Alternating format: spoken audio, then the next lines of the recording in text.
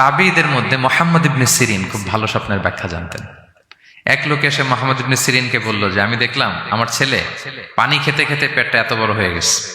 এই একই স্বপ্ন আরেকটা লোকও দেখলো, দেখে এক মূর্খের কাছে জিজ্ঞেস করলো। সে বলল, সর্বনাশ, এত বড় পেট হয়ে গেছে, তোমার ছেলে তো মারা যাবে।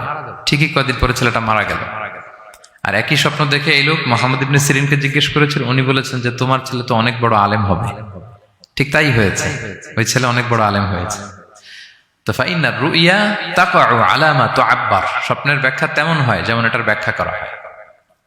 রাসূল সাল্লাল্লাহু আলাইহি ওয়াসাল্লাম একবার স্বপ্নে দেখলেন যে তিনি ওনাকে দুধ দেয়া হয়েছে, বাটিতে দুধ খাচ্ছেন, পরে আঙ্গুলের ফাঁক থেকে দুধ বেরোচ্ছে।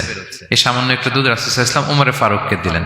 সাহাবারা বললেন, মাযা আউয়ালতা বিহি ইয়া রাসূলুল্লাহ, এটা তাওয়িল কি?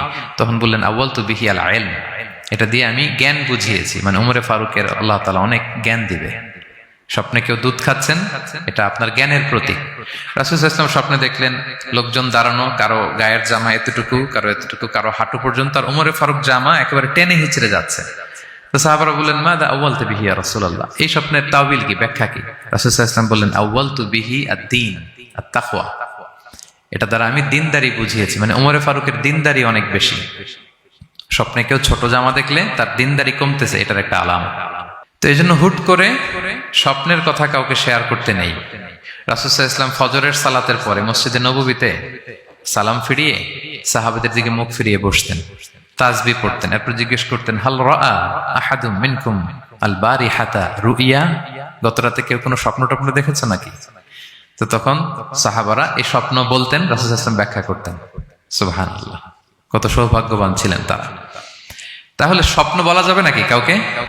না, খুবই শুভাকাঙ্ক্ষী, আপনার একেবারে ক্লোজ ফ্রেন্ড, তাকে বলতে পারেন। আর অনেক বড় আলেম যিনি ভালো ব্যাখ্যা করতে পারবেন, আপনাকে গাইড করতে পারবেন, তাকে বলবেন, এছাড়া বলা যাবে না। আর খারাপ স্বপ্ন তো বলাই যাবে, আল্লাহ তাআলার কাছে পানা চাইতে হবে।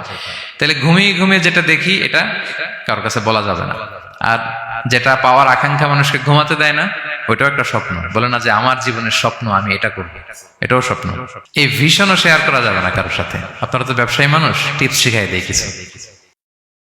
বিশাল বড় একটা কিছু প্রজেক্ট নিছেন, শুরু করার আগে আপনি বলে ফেলছেন, শেষ, আর এটা হবে না। দেখবেন যে এখান থেকে কনস্পিরেসি, ওইখান থেকে শত্রুতা, ওইদিকে এটা করছে ওইটা করছে, আপনি আর আগাতেই পারবেন না। দুঃখজনক হলেও সত্য, আমরা বাংলাদেশিরা তো এগুলোতে অভ্যস্ত। সবার মধ্যে কম বেশি জেলাসি কাজ করে ন্যাচারালি, আমাদের বাংলাদেশিদের এটা আরো বেশি। আমি আমার প্রায় আলোচনাতে বলি যে আমাদের জাতীয় খেলা হাডুডু হওয়ার কারণ হচ্ছে এই খেলার ধরনটাই এমন, একজন সামনে যেতে চায়, 10 জন পা ধরে পিছনে টানতে চায়। তা আপনি আপনার ভিশন শেয়ার করলে বিপদে পড়ে যাবেন। আপনি প্রপার হোমওয়ার্ক করবেন, গ্রাউন্ড ওয়ার্ক করবেন, কাউন্সিলিং করবেন, প্রজেক্ট দাঁড় করাবেন, লঞ্চিং প্রোগ্রামের দিন সবাইকে জানাবেন, সব রেডি। এবার আর কেউ কিছু করতে পারবেন, এটা দাঁড়ায় গেছে, সব রেডি আমার। লঞ্চিং জাস্ট একটা ফর্মালিটিস, তারপরে আমার কাজ শুরু হবে। কিন্তু আপনি আগেই যদি সবাইকে জানায় ফেলেন, হবে এটা? স্বপ্ন শেয়ার করতে নেই।